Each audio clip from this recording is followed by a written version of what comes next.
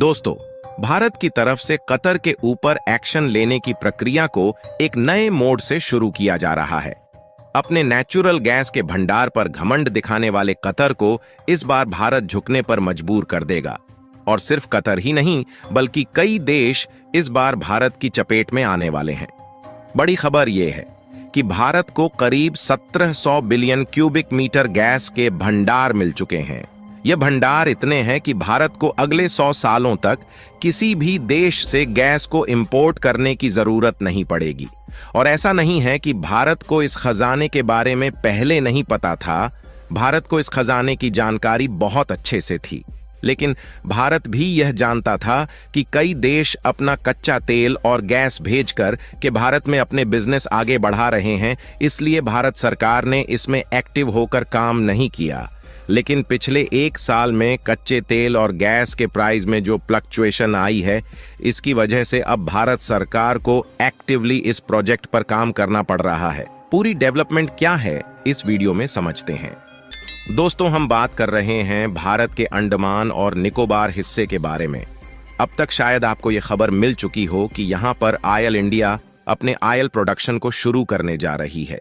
लेकिन यहां पर सिर्फ आयल इंडिया नहीं, बल्कि भारत के साथ साथ इटली और यूके और यूएई की कई कंपनियों को यहां पर पार्टिसिपेट कराया गया है, जिससे अगर फ्यूचर में भारतीय कंपनी को कोई भी क्रिटिकल टेक्नोलॉजी में प्रॉब्लम आती है तो ये कंपनीज भारतीय कंपनियों भी इजीली हेल्प करेंगी और भारत को यहां से आइलैंड गैस एक्सप्लोर करने और निकालने में कोई भी प्रॉब्लम नहीं आने वाली है। रिपोर्ट के मुताबिक बताया गया है कि अंडमान निकोबार के एक्सक्लूसिव इकोनॉमिक जोन में 1700 बिलियन क्यूबिक मीटर गैस या फिर कहे 17 बिलियन टन हाइड्रोकार्बन मौजूद है।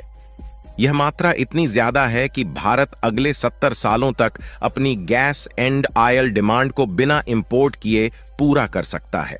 और ऐसा नहीं है कि भारत सरकार को पहली बार इस खजाने के बारे में पता चला है। बहुत सालों पहले ही भारत सरकार को इसका पता चल गया था, लेकिन कुछ सिक्योरिटीज रीजन की वजह से यहां पर काम नहीं किया गया था।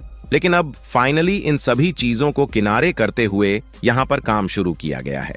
सबसे पहले यहां पर आयल इंडिया 2 वाटर ब्लॉक्स के अंदर आयल एक्सप्लोर करने का काम करेगी, जहां आयल इंडिया भारत की टेल कंपनी है। इसके अलावा इंडियन आयल भी भारत की टेल कंपनी है। दोनों ही कंपनियां बिल्कुल अलग हैं, भले ही दोनों का बिजनेस सेम हो।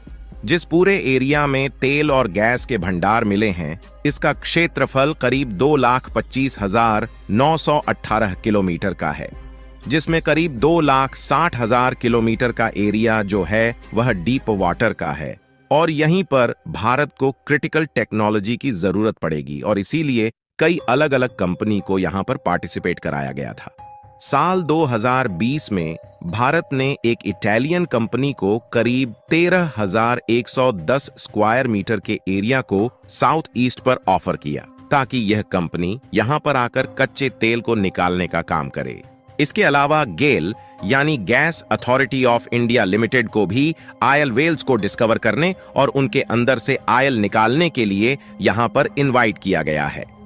तीसरी डील यूके बेस्ड कंपनी को भी यहां पर आयल एक्सप्लोर करने और ड्रिलिंग करने के लिए कॉन्ट्रैक्ट सौंपे गए हैं।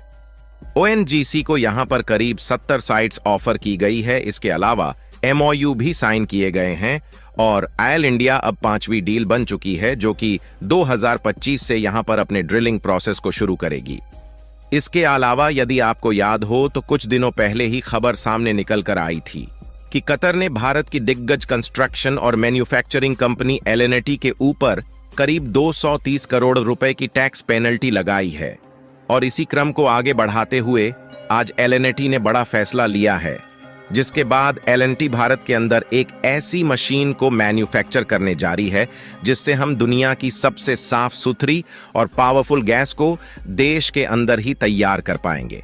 और यह एक ऐसी गैस है जिसकी डिमांड ऑलरेडी पूरे यूरोप और पूरे मिडिल ईस्ट सहित दुनिया के बड़े बड़े देशों में भारत से एक्सपोर्ट की डिमांड की जा चुकी है। लेकिन भारत की तरफ से बनने वाली यह गैस कहीं ना कहीं कतर के काफी बड़े गैस मार्केट पर इम्पैक्ट डालने वाली है। देखिए, पहले तो कतर ने भारत के 8 एक्स नेवी ऑफिसर्स को पेनल्टी की सजा सुनाई और उसके बाद भारत के अंदर कतर की फाइल खुलनी शुरू हो चुकी है।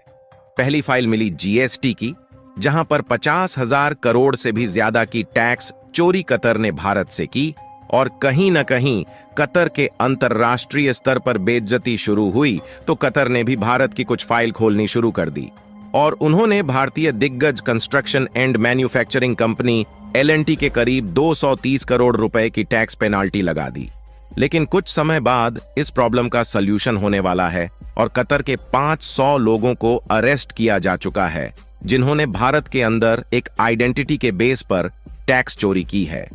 आज के सबसे इंपॉर्टेंट खबर की बात की जाए तो कतर को अपनी जिस गैस के भंडार पर घमंड था, वो सपना टूटने वाला है, क्योंकि रिसेंटली SEC यानी कि solar energy corporation of India की तरफ से भारत के अंदर इलेक्ट्रोलाइजर्स मैन्युफैक्चर करने के लिए टेंडर्स अपलोड किए गए हैं।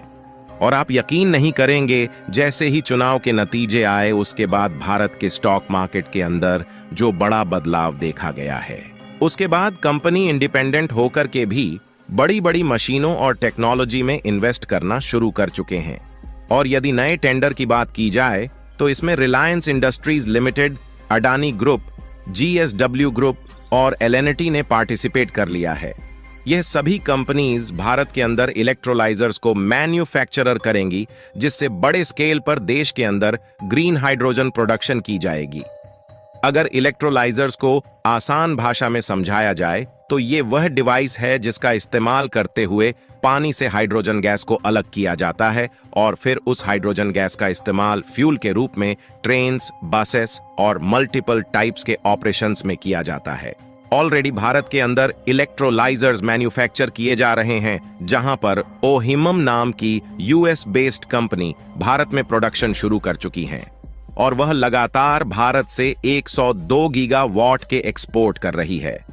और कुछ समय पहले L&T ने इसमें सबसे बड़ी महारत हासिल की थी, जहां पर उन्होंने फ्रांस की कंपनी MC प्लेयर के साथ में गीगावाट की इलेक्ट्रोलाइजर्स मैन्युफैक्चर करने के लिए पार्टनरशिप की। साथियों, जिस तरह से कतर और भारत के बीच व्यापारिक तनाव बढ़ता जा रहा है, इससे आपको क्या लगता है कि कतर और भारत के 8 नेवी ऑफिसर को छोड़ने वाला है या नहीं? अपनी राय कमेंट में जरूर बताएं। इस वीडियो को यहीं पर खत्म करते हैं।